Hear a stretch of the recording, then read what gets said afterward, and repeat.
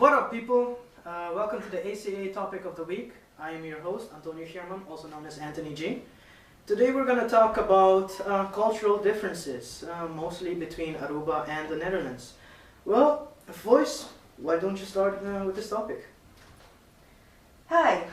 Yeah, cultural differences. I've been living here in Holland for a couple of years and I got something to say. The Dutch drive me nuts with their anal retentiveness on being on time. I mean, really, I am 2 minutes late and you feel you have the right to curse my mother out, please? Yeah. No, I don't agree with that.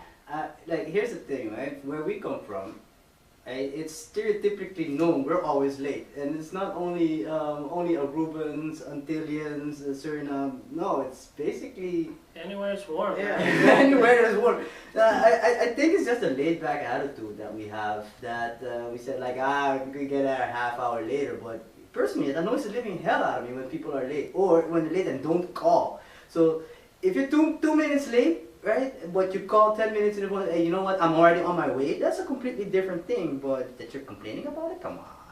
But what about dinner time? Like when you arrive with somebody at 6 o'clock, most of the Dutch people I know, they won't welcome you in. Like if I know most of Arubian people, 6 o'clock, yeah, there's enough food. Go ahead. You want something to eat? Yeah, that's another thing. That I can't stand on the Dutch. Right?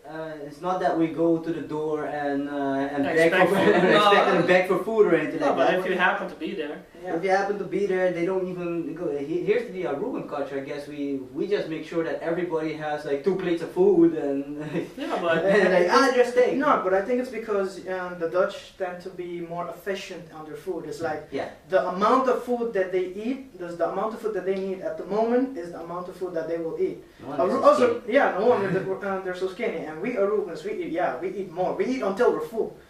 Dutch people, they eat until they get to. I think it has something to do with the weather as well. I mean, we come from a warm island, and we need a lot of things to burn. I mean, if you don't eat enough, you're screwed. But that could be the same said as for the cold. You need enough energy to keep warm. Yeah, that too. Okay, on Aruba, they always make more food to begin with as well, because you never make just one sitting. You make for 1 or 2 days or for multiple people. I truly agree with that, but then again, I don't have much Dutch friends, so I wouldn't be able to say that, I go to their house at 6 and they deny me entry into their property.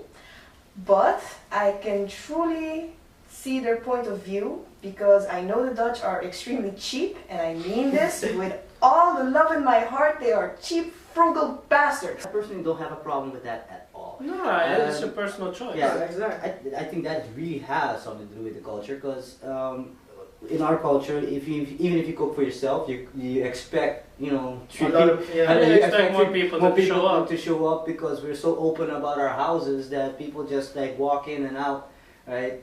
Unexpectedly, and it's a culture for us to always have enough to feed other people, because that's what is expected. But our bad is that we expect them from the Dutch, right? So I don't think we have the right to complain, actually. No, but if you're gonna be talking about that, what you just said as well is what we're used to is just coming over to somebody. We don't really call ahead and make an appointment to visit weeks in advance. To visit exactly. Yeah. I just show up. Yeah. And if you're busy, fine, I'll go somewhere else. Yeah, no problem. Yeah, exactly, no problem. No problem. I have to say this. I think that cultural difference stems from one thing. On Aruba, there is nothing to do, and here in Holland, there is too much to do. Exactly. So the Dutch will be anal about their time, which I hate them for. They will be anal about their money, because, well, it doesn't grow on trees.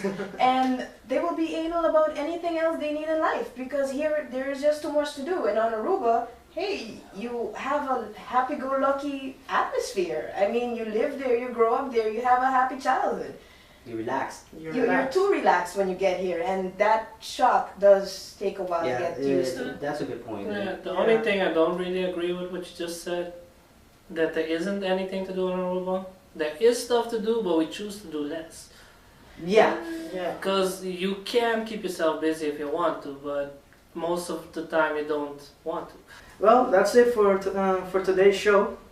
If you like what you see, subscribe to our channel, click the like button, favorite button. You can also check Audience Chew's channel. Cause I do the best comment expression on the fucking YouTube, bitches! Like he said. You. What you say?